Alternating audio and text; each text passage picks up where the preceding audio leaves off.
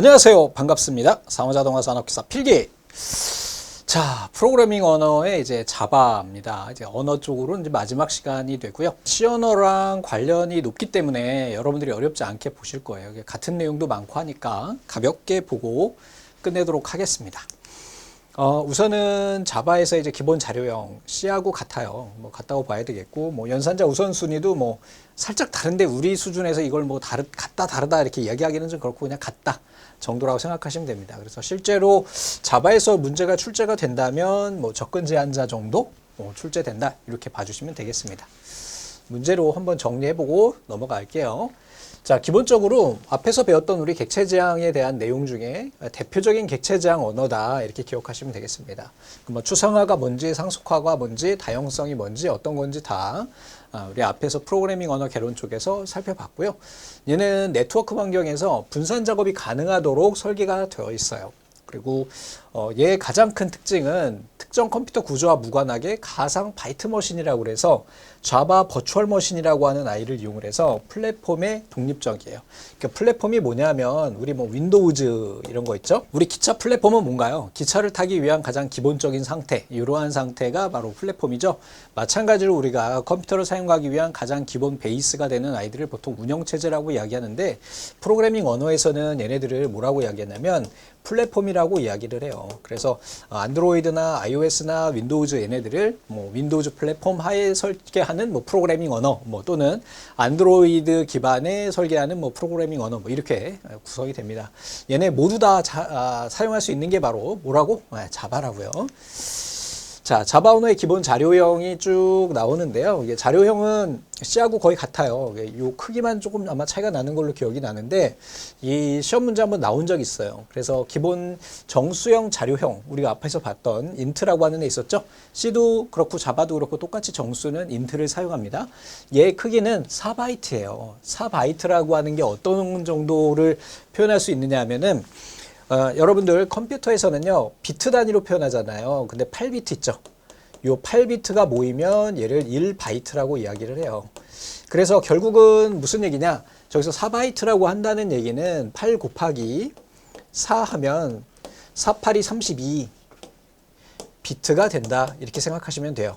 그러면 우리가 비트라고 하는 것은 어떻게 표현할 수 있을까요? 예, 2의 승수로 표시할 수 있어요. 그래서 2의 32승계만큼의 요게 아마 그 정도 되나 봐요. 요 정도의 값을 표현할 수 있는 범위를 가지고 있다라고 생각하시면 됩니다. 그냥 뭐 4바이트 이렇게 나오는 게 아니고요. 그리고 문자열 같은 경우는 2바이트를 표현해요. 이제 2바이트라고 하는 거는 일반적으로 숫자나 알파벳이 1바이트를 썼거든요. 근데 유니코드라고 하는 방식 앞에서 우리가 잠깐 한번 본 적이 있었는데 BCD나 아니면 뭐 아스키 기억나시죠? 얘네처럼 사용하다가 유니코드라고 하는 아이를 사용하면서 전체 문자 코드를 2바이트로 통일하게 됐어요. 그래서 전 세계 문자를 다 표현할 수 있도록 그래서 요게 보시는 것처럼 2바이트를 지원한다. 이렇게 기억하시면 되겠습니다. 나머지는 보지 마세요. 저거 언제 보고 있니? 자, 그 다음에 escape sequence는요 C하고 똑같아요. 그래서 이 new line 앞에서 C 코드 보면서 다 보셨죠? 이렇게 역슬러시에 그 다음에 N 이렇게 하면 new line 이렇게 되는 거고, R은 carries return 되는 거고, T는 탭이에요. 그 백스페이스, 폼피드는 한 페이지 넘기는 거예요. 이게 뭐냐면 예전에 프린터기가 요즘에는 A4 용지로 나오지만 예전에는 롤지가 있었어요. 그래서 롤지로 한 장이 이렇게 뚜루룩 올라가는 게 피드였어, 폼피드. 그래서 그거를 딱 누르면, 그 버튼을 누르면 용지가 한 장의 A4 용지만큼 쭉 올라와요. 그 단위가 있었던, 그지? 그걸 의미하는 겁니다. 한 페이지 넘길 때 쓰는 게 바로 폼피드다. 이렇게 보시면 되겠습니다. 자, 다음에 이번엔 자바의 접근 제한자예요. 접근 제한자는 우리가 이거 뭐냐면 클래스라고 하는 거를 선언하잖아요. 그죠? 예. 객체지향 언어에서는 클래스를 선언합니다. 클래스를 선언하는데 이 클래스를 어디에서 쓸 수 있느냐에 대한 것을 설정하는 거예요. 그래서 퍼블릭이라고 하는 거는 공용이라는 의미가 있죠. 프리베이트는 제한된, 나만의 이런 의미가 있죠. 비밀리에 이런 의미가 있어요. 그래서 퍼블릭은 모든 접근을 허용해요. 이 클래스는 어디에서든지 사용할 수 있는 거야. 그래서 모든 접근을 허용하고요. 만약에 프리베이트로 적용을 하면 같은 패키지 내에 있는 객체하고 상속관계에 있는 객체들만 허용하는 이러한 상태가 됩니다. 이게 디폴트는 가장 기본적인 건데 같은 패키지 안에 있는 객체들만 허용해요. 프로텍티드는 현재 객체 내에서만 쓸 수 있는 거예요. 되셨죠? 자, 여기서 여러분들이 기억하셔야 될 건 다른 건 몰라도 되고요. 퍼블릭과 프리베이트만 기억하시면 됩니다. 자바 출력 함수예요. 앞에서 우리 C 언어에서는 프린트 F 이런 거 썼었잖아요. 맞아요? 여기에서는 앞에 시스템 아웃 프린트라고 표현을 합니다. 그리고 프린트 ln 이렇게 한다는 거는 뒤에 보니까 ln이 보이시죠? 뭐예요? 줄 바꿈이에요. 라인 넥스트 이렇게 생각하시면 돼요. 라인 넥스트. 자, 마지막으로 프린트 f요. 이 친구는요, 포맷의 약자예요. 형식 변환 문자인 거 우리 기억나시죠? 뭐가 있었어요? %의 d는 뭐? 십진수. 이러한 코드를 뒤에 요 가로 안에 넣어가지고 포맷 형식을 바꿔주는 그러한 역할을 하게 됩니다.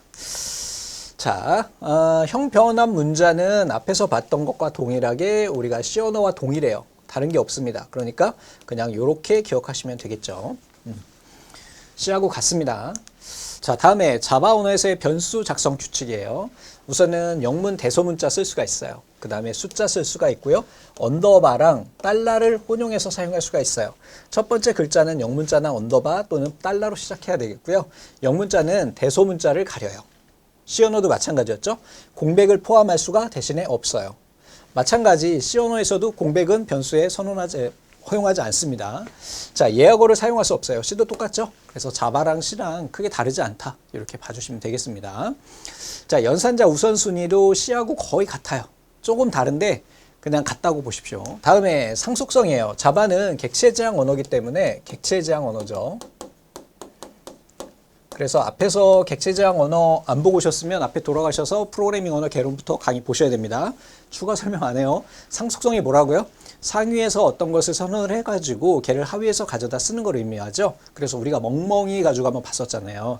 그러니까 멍멍이라고 하는 상위 클래스를 선언을 하고 하위에서는 뭐 마르티즈든 진돗개든 삽살이든 이러한 특성들만 가지고 컨트롤하는 걸 의미한다 그랬죠. 그래서 상위 클래스의 모든 속성 연산을 하위 클래스가 재정의 없이 그대로 가져다 쓸 수 있는 것을 상속성이라고 이야기해요. 상위 클래스는 추상적인 성질을 가져요. 요약 정보만 갖는 거예요. 멍멍이다 그러면 다리가 4개예요. 꼬리가 있어요. 멍멍 찢어요. 이런 거죠. 구체적으로 얘 털 색깔이 뭔지, 다리의 크기는 얼마인지, 발이 크기는 얼마인지, 얘 키 크는 얼마인지 이런 거 절대 하지 않는다는 거야. 그냥 멍멍이라고 하는 것을 특정할 수 있는 특징들만 상위에서 선언을 하고 나머지는 하위에서 얘네를 상속받아서 추가 붙여가지고 쓴다는 얘기죠. 자, 하위 클래스는 상속받은 속성과 연산의 새로운 속성과 연산을 추가해서 사용할 수 있다. 그랬겠죠? 다중상속 지원합니다. 상속 관련 명령어 요게 이제 출제가 되는데요. 자, 슈퍼라고 하는 거는 하위 클래스에서 상위 클래스를 참조하기 위해서 사용하는 거예요. 얘는 뭐라고요? 하위 클래스에서 참조할 때 쓰는 거예요. 익스텐즈는 얘는 상위 클래스에서 하위 클래스에 상속하기 위해 사용하는 거예요. 구분하셔야 됩니다. 익스텐즈라고 하는 게 이제 확장하다라는 얘기잖아요. 내가 지금 상위인데 내가 확장해서 다른 아이들한테 영향을 줄 거야. 이렇게 기억하십시오. 슈퍼라고 하는 거는 나는 별 기능이 없는데 우리 슈퍼맨한테 도움을 받을까? 라고 하는 거죠. 하위 클래스에서 상위 클래스인 슈퍼맨한테 야, 나 좀 가져다 쓸게. 이렇게 이야기한다 라고 생각하시면 되겠습니다. 요게 출제가 되는 거고요. 또 주요 클래스가 나와요. 요것도 한번 출제된 적이 있어요. 래퍼라고 하는 건 뭐예요? 랩이 뭐지, 랩? 우리 투명 랩 있잖아요. 감싸는 거, 그지? 자, 기본 데이터형을 객체 데이터형으로 바꿔주는 클래스다 그랬어요. 자, 래퍼라고 하는 거는 지금 어떤 것이 있는데 걔를 다른 형태로 감싸는 거, 묶어놓는 것을 의미해요. 데이터형을 바꿔주는 거예요. 객체의 데이터형으로 바꿔주는 것을 뭐라고 한다? 래퍼라고 한다. abstract는 추상 메소스예요. 추상적이다라고 하는 건 요약한다는 의미죠. 슈퍼는 좀 전에 우리가 봤던 것 같이 상위 클래스 이렇게 되는 거죠. 자, 상속관계에서 하위 클래스가 되는 거고요. 파이널은 마지막으로 구현한다는 의미로 클래스를 제한할 때 우리가 사용할 수 있다 그랬는데 여기에서는 시험 문제에 이 녀석이 출제가 됐었습니다. 래퍼. 자, 문제를 보면서 갈게요. 자바에서 하위 클래스에서 상위 클래스를 참조하기 위해 사용하는 명령어는 그랬어요. 하위에서 상위니까 슈퍼맨한테 도움을 받아야 되겠죠? 자, 슈퍼 이렇게 기억하시면 되겠죠? 자, 다음 중 자바에서 사용하는 기본형 타입은 그랬어요. 기본형은 논리형입니다. 요거는 기억하시기 바랍니다. 자, 논리형을 기본으로 사용합니다. 자바 언어에 대한 특징이 아닌 것은 그랬어요. 다중 상속을 받을 수 있다라고 이야기했고, 다른 컴퓨터 환경에 이식이 쉽다고 그랬고, 캡슐화로 구조할 수가 있고, 재사용성이 높아요. 객체지향 언어의 특징을 가지고 있기 때문에 그렇다. 어렵지 않죠? 자, 다음에 4번입니다. 자바 언어에서 기본 데이터형을 객체형으로 바꿔주는 클래스는 그랬어요. 우리 객체형으로 바꿔주는 거 뭐였죠? 네, 앞에서 바로 보셨죠? 래퍼였죠. 요거 기억하시고요. 5번 볼게요. 자바에서 사용하는 접근 제한자가 아닌 것은 그랬어요. 우리 퍼블릭 있었던 것 같고, 프리베이트 있었고요. 디폴트 있었는데 인터널이라고 하는 거는 보지를 못했네요. 그래서 이렇게 해가지고 자바 언어도 여러분들 어떻게 보면 슈퍼가 시험 문제 제일 많이 출제돼, 빈도로. 그래서 슈퍼라고 하는 건 슈퍼맨한테, 내가 위에 있는 슈퍼맨한테 뭔가 국어를 할 때 쓴다, 이렇게 살려주세요 슈퍼맨, 이렇게 기억하시면 될 것 같습니다. 그래서 여기까지 해가지고 우리가 프로그래밍 언어의 기본적인 내용들은 다 봤고요. 다음 시간에 이제 운영체제에 대한 내용을 보게 될 거예요. 그래서 운영체제는 총 3개 포인트로 구성이 되어 있는데 한 방에 갑니다. 하나씩 나눠서 가도 괜찮긴 한데 한 번에 가겠습니다. 강의가 좀 길어질 예정이에요. 각오하시고, 이번 시간에 짧았으니까 자, 고생하셨습니다. 감사합니다.